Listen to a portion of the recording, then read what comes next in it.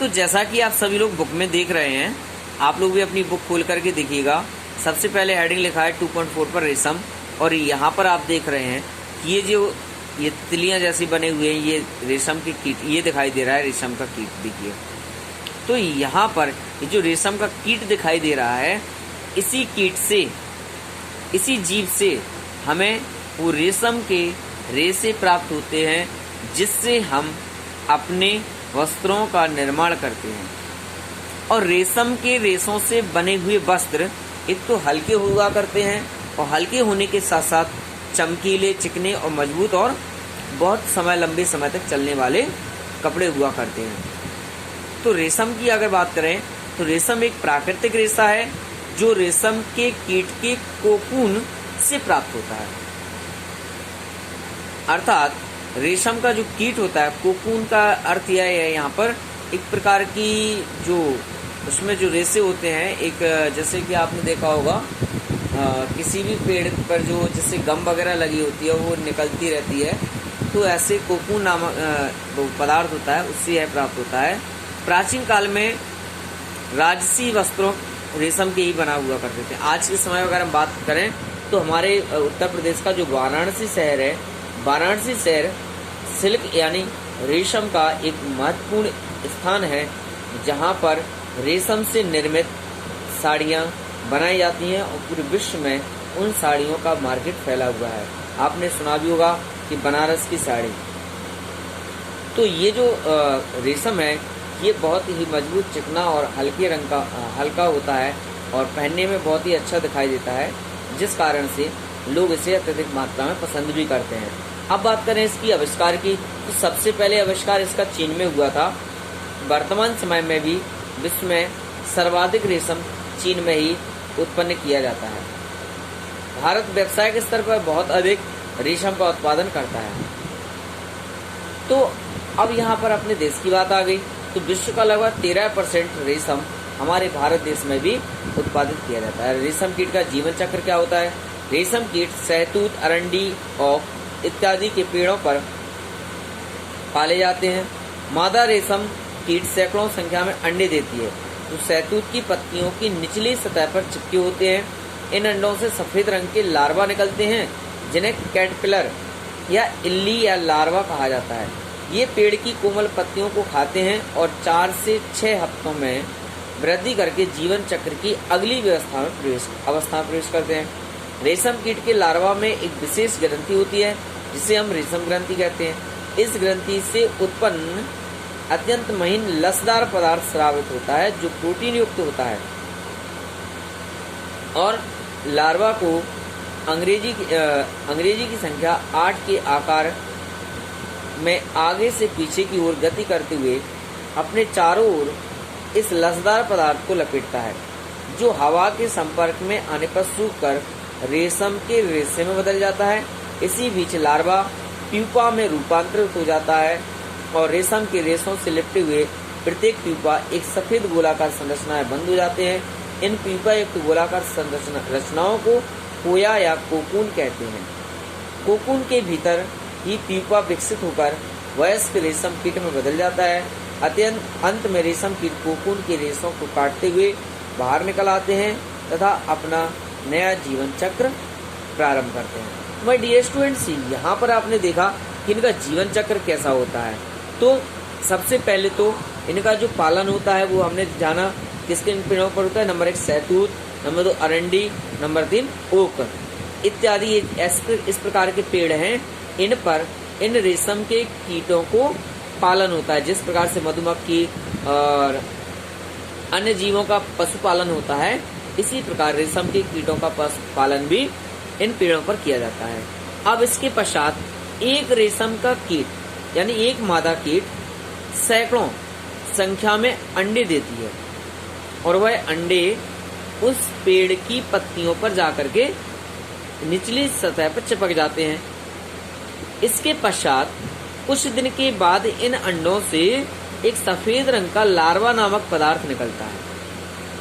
लचीला सा द्रव पदार्थ होता है, जो कि उनके अंडों से निकलता है, जिसे हम कैटरपिलर नामक या इल्ली आपने देखी होगी तो इस प्रकार का लार्वा निकलता है।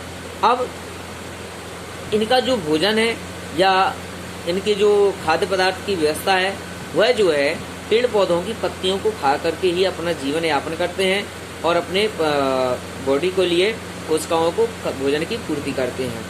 तो यहाँ पर हमने देखा कि यह जब पेड़ पौधे की पत्तियां ही खाते हैं तो यह एक शाकाहारी जीव ही होते हैं। तो लार्वा अब होता क्या है कि कोमल पत्तियों को खाने के बाद 4 से 6 हफ्तों में, 4 से 6 हफ्तों का मतलब यह हुआ 1 से 1.5 माह, 1 से 1.5 माह में ये जो रेशम के कीट होते हैं ये पूर्ण रूप से विकसित हो जाते हैं और विकसित होने के पश्चात यह अपने जीवन चक्र की अगली अवस्था यानी नेक्स्ट अवस्था जो रेशम का कीट द्वारा जो कोकून को बनाना होता है उसमें यह परिवर्तित हो जाते हैं। तो परिवर्तन करने के पश्चात एक विशेष ग्रंथि होती है जिन्हें हम रेशम ग्रंथि कहते हैं। लार्वा में एक विशेष ग्रंथि होती है जिसे रेशम ग्रंथि कहा जाता है। इस ग्रंथि से एक लसदार पदार्थ स्रवित होता है, यानी उसमें जैसे हमारे बॉडी से पसीना निकलता है गर्मियों के दिनों में, इसी प्रकार से लार्वा से भी एक अत्यंत महीन लसीला यानी चिकना एक पदार्थ निकलता है जिसको हम क्या कहते हैं,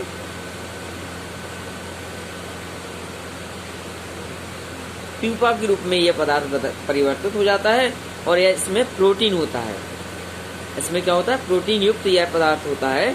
अब यह इसका आकार आकृति कैसी होती है, तो आपने देखा होगा अंग्रेजी के जो 8 बनते हैं इस प्रकार से, अर्थात ये पूर्ण रूप से एक दूसरे के ज्वाइंट को मतलब ऐसे पकड़ करके ऐसे बन जाता है जैसे अंग्रेजी के 8 बन जाते हैं। तो जिस प्रकार से अंग्रेजी के 8 का आकार होता है इस प्रकार से ये अपने आप को बंद कर लेते हैं और गति करते हुए उस लसदार पदार्थ को अपनी ही बॉडी पर, अपनी ही ऊपरी सतह पर लपेटता जाता है।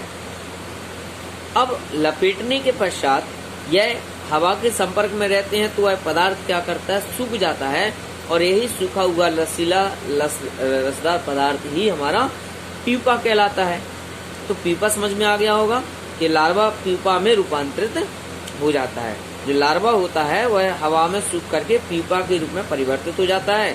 अब प्यूपा एक सफेद गोलाकार संरचना बंद हो जाते हैं। अब इन जो प्यूपा होता है, प्यूपा जो रचनाओं का को कोया यानी प्यूपा युक्त जो गोलाकार रचनाएं होती है, प्यूपा नामक जो पदार्थ नया बनता है उसकी जो रचना होती है यानी उसकी जो बनावट होती है वह जो है कोया जैसी होती है, जिसे हम कोकून भी कहते हैं।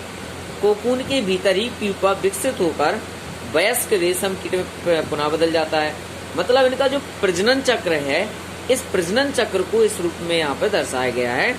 तो इनकी जो प्रजनन क्रिया है यानी एक रेशम का कीट, मादा कीट अपने ही समान दूसरे रेशम कीटों को किस प्रकार से उत्पन्न करता है, उनकी वंश वृद्धि का क्रम क्या होता है, इस प्रकार से यह यहाँ पर समझाया गया है। देखिए यहाँ पर देखिए नर और एक मादा, एक 2 प्रकार के जीवों को यहाँ पर लिया गया है। रेशम कीट है, ये एक नर है एक मादा है। अब दोनों ही यहाँ पर ये सहतूत की पत्ती पर ये जो निचली सतह पर छोटी छोटी यहाँ पर दिखाई दे रहे हैं, ये इनके अंडे नुमा है। तो इस प्रकार से ये अंडे यहाँ पर चिपक जाते हैं। अब अंडे चिपक जाने के पश्चात 6 से 7 हफ्ते तक यानी कि 1 से 1.5 माह तक, तो 1.5 माह के अंदर ये पूर्ण रूप से विकसित होकर के एक रसदार लसीला पदार्थ युक्त प्रोटीन युक्त पदार्थ को छोड़ते हैं जिसे हम लार्वा कहते हैं। और यह लार्वा क्या होता है कि हवा के संपर्क में आने पर यह प्यूपा में बदल जाता है और प्यूपा इस पूरे रस को इस प्रकार लपेटता है जैसे कि 8 बन जाते हैं और इस प्रकार की रचना को कोकून कहते हैं। और इस प्रकार देख रहे हैं ये जो कोकून का निर्माण, ये देखिए इस प्रकार से पूरा इसने लपेट लिया है और इसी के अंदर नए रेशम कीट का जन्म होता है। तो कोकून में विकासशील कीट, ये देखो ये कोकून का हिस्सा है और कोकून के अंदर ये रेशम का कीड़ा इल्ली के रूप में जिस प्रकार से हमें दिखाई देता है, ये इल्ली नुमा आकृति यहाँ पे देख रहे हैं आप, इस प्रकार से इसका जीवन प्रारंभ होता है और फिर पूर्ण रूप से यह विकसित होने के पश्चात अपना पुनः, यहाँ देखिए लार्वा इल्ली ये इस प्रकार से दिखाई दे रहा होगा। ये जो पूरा उनका जीवन चक्र बना है, ये वयस्क रेशम कीट है। इसने यहाँ पर अंडे दिए, पेड़ पौधों की पत्तियों पर पहुंचा। यहाँ पर ये अंडे 6-7 सप्ताह में यानी 1 से 1.5 माह में विकसित होकर के यहाँ पर इल्ली के रूप में आए। इसने इसका लार्वा छोड़ा। लार्वा ने क्या किया कि इस प्रकार से जो पदार्थ हुआ इसको पूरे को ढक लिया और कोया या कोकून कहा इसको, और पुनः इसमें एक जीव का निर्माण हुआ जिसे रेशम का कीट कहा जाता है। तो इस प्रकार से इनका जो चक्रण है रेशम के कीट के जीवन का, वो इस प्रकार से पूरा संपन्न हो जाता है। आपने देखा होगा जो ततैयां होती हैं या जो मधुमक्खियां होती हैं, तो इस प्रकार से उनके जो छत्ते हुआ करते हैं, ठीक इसी प्रकार से इनका रेशम का नया जीवन चक्र होता है। तो कोकून के रेशम से बाहर निकल आते हैं और बाहर निकलने के पश्चात ये पुनः उसी प्रकार से अपने जीवन चक्र को पुनः प्रारंभ कर देते हैं। माय डियर स्टूडेंट्स, ये था आपका रेशम कीट का जीवन चक्र। कल पुनः इसी बात पर आपसे आगे चर्चा करूंगा, रेशम के कीट का पालन कैसे होता है और कोकून से रेशम कैसे प्राप्त किया जाता है। इस प्रकार से कल की क्लास को फिर आगे बढ़ाते हुए आपसे पुनः बातचीत करूंगा। तब तक के लिए थैंक यू वेरी मच।